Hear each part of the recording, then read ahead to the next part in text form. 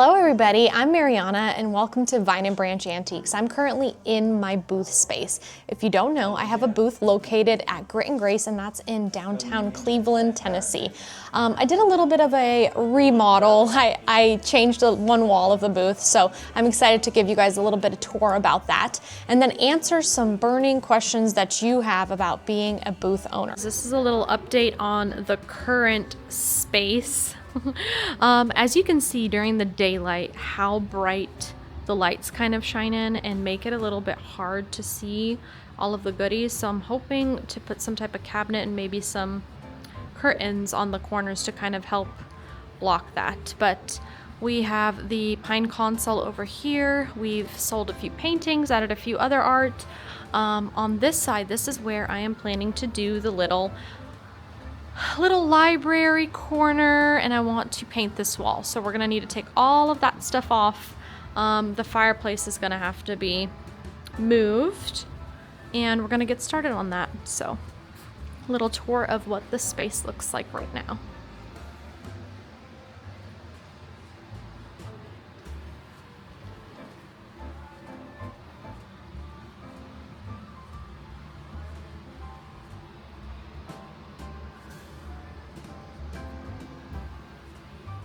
I probably should have gave this a little bit more thought or tried a couple more samples because I'm going for a particular look.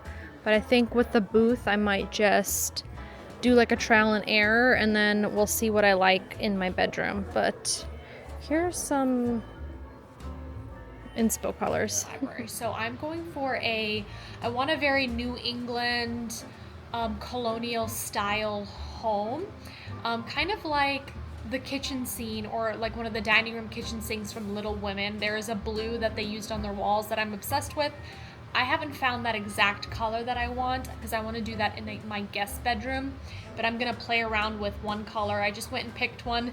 I tried that one, I don't like it, and I'm going for something a little bit lighter, so we're just gonna see how it turns out. So we have to take down the shelves, and then we're gonna paint. So let's do that.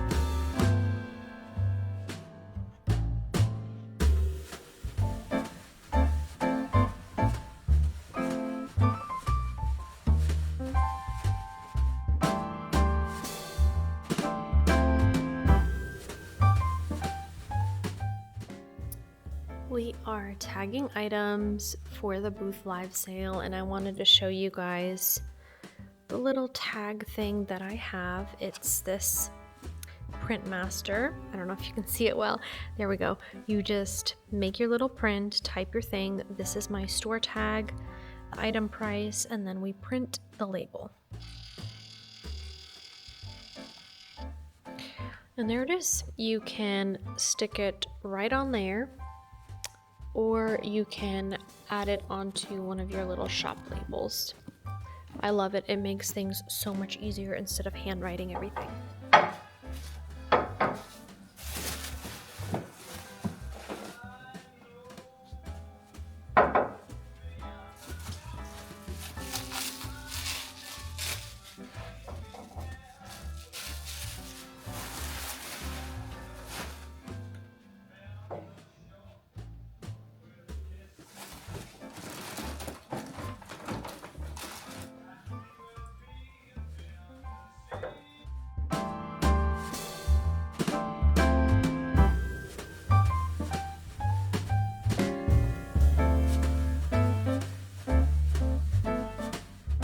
We are all prepped for our live sale.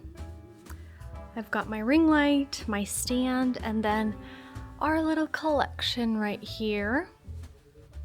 all of the goodies styled in this new pine cabinet of mine.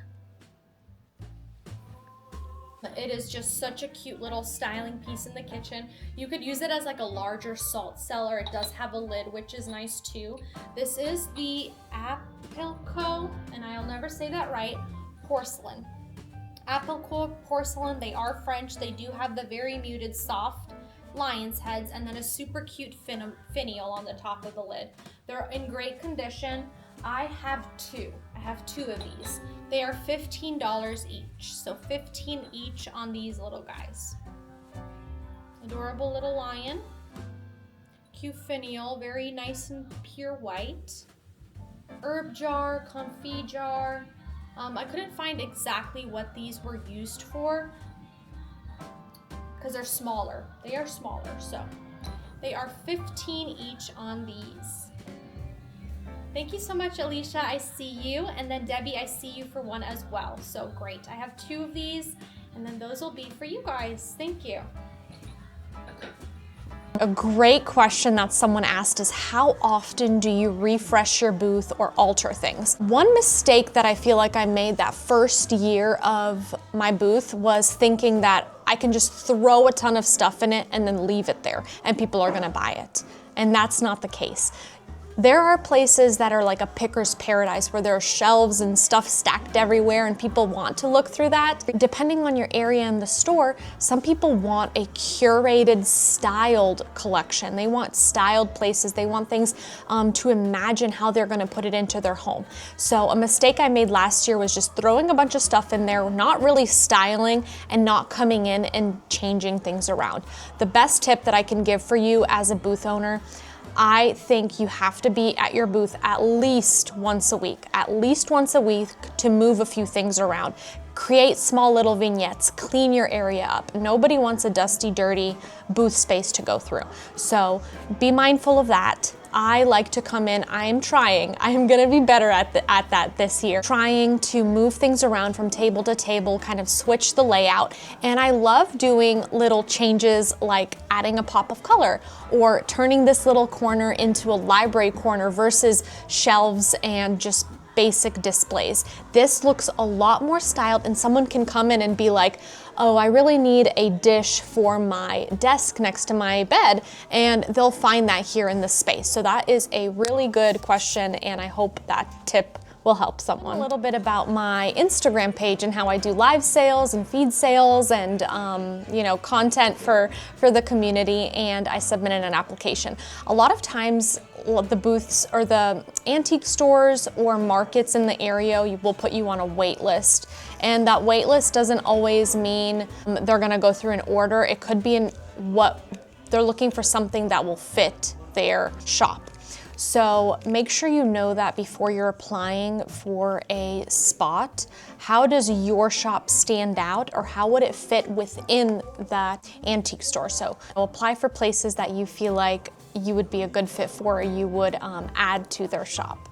Is $400, 10% fee on sales and 2% on card fee a lot to pay for a 10 by 10 startup booth? Now, that question, it always depends on what area you're in, the kind of foot traffic. Is it a bigger city, a smaller city? That will always depend on your area. Here in Cleveland, Tennessee, it is a smaller city, and I wouldn't say that it's like a crazy big market for antiques, so you have to think about that as well. What are the people in the area looking for, and what type of booth or store you're in? My shop here, Grit and Grace, we are half boutique, handmade, clothing, gifts, and then vintage and antiques. So you want to think about that. If you're in this large antique district and the foot traffic is like 100 to 200 people a day going through the antique store and people are looking for antiques, then it might make sense to pay for a $400 rent because you will be bringing out inventory a lot. People will be purchasing a lot. So that always depends on the area. That I received is, do you have free reign over designing your booth, hanging, hooks, paint, etc.? Since moving to a larger booth, the one thing that we need to keep mindful is the exposed brick. nothing can be attached to the exposed brick, painted or altered, but everything else I have, it is all my imagination. So, and that's a beautiful thing. And that's always depends on the owner of the store. Our owners of Grit and Grace,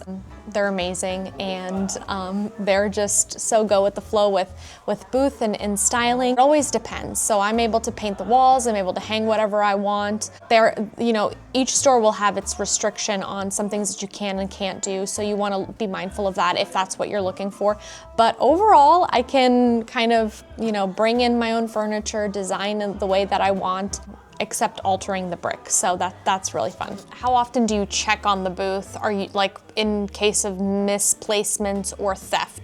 A lot of times people will grab something, they'll walk around the store, they'll think about it, and then they'll put it on top in somebody else's booth. For our area, booth owners, they do come into their booths quite often and they'll take those items and put them up front. I've had that cases in my booth where I'll take it and put it up front. That I'm not super worried about. I haven't noticed any theft from my booth, and I also was not keeping good inventory last year on my items, so I don't know, who knows, maybe someone did snag something. I know that sometimes if your numbers are close to somebody else, when they plug it into the system, your items can sometimes show up on somebody else's list of purchases. That's happened to me, I think, twice. And that was only because I caught it myself. I saw someone purchase something in front of me in line, and it didn't show up on my list at the end of the day. People breaking stuff and people stealing stuff, it just happens. You have to keep that stuff in mind whenever you're starting a booth space. How to keep inventory. And there are many different ways that you can keep inventory, and you kind of have to find a system that works best for you as well as your shop. Your items that you tag, you can add a little inventory number that they will keep up front and they will list onto that spreadsheet of sales, so that you can copy your inventory number and use an Excel spreadsheet and keep track of items that way. If you kind of know how much you spend on inventory over a month and plug it into a spreadsheet, an overall number of items going in, and then know your items going out, you can kind of keep track of inventory that way. That's something you're gonna have to, figure out what works best with you.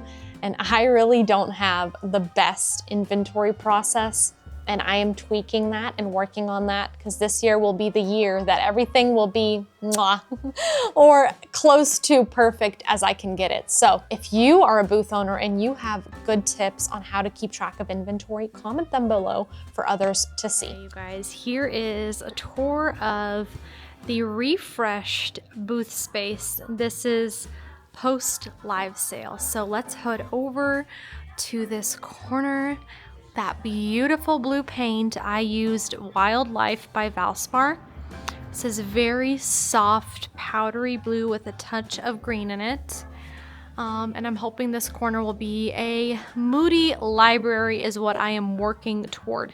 So hopefully we'll get some bookcases in here, wanting to add some more books. And then I love keeping this as an art wall. I've added some new fine art pieces that I have, my beautiful portrait and this stunning still life. Brass chalice, books, signed and dated, beautiful red. And then over here is the desk with all of your little shelf stylers. We've got lots of books, a variety of cloth-bound books to choose from. Beautiful red Persian rug. That's a English demi-lune umbrella or cane holder. We've got an antique scuttle or coal bucket. There are the curtains, the chandelier.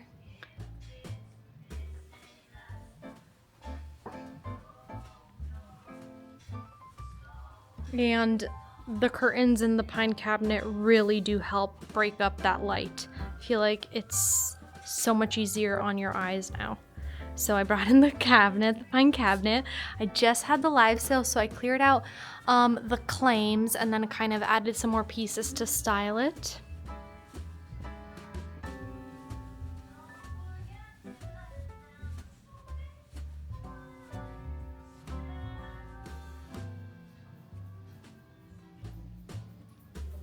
The lamp sold, so I'm gonna need to take that lamp out of the way.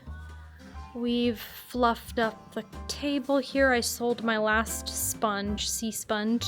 I've got a very coastal vibe going on over here. Join us for our antique live sales on Instagram.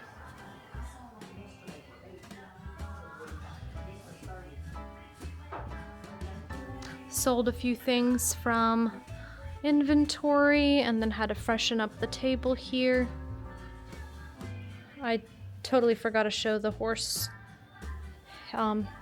hitching posts. Those are really neat. What do you guys think? What do you think of the new setup? I am working toward what I love. I'm liking this space right now. I do like it. I love the wall here. So fun. So thank you guys for watching. Thank you guys so much for following along. Thank you guys for watching. Make sure you follow me on Instagram. Stay tuned for all my future live sales. I have a very, very exciting announcement coming soon. You guys, you need to stay tuned. But make sure you like, subscribe, comment down what your favorite find is in the booth. Thank you guys.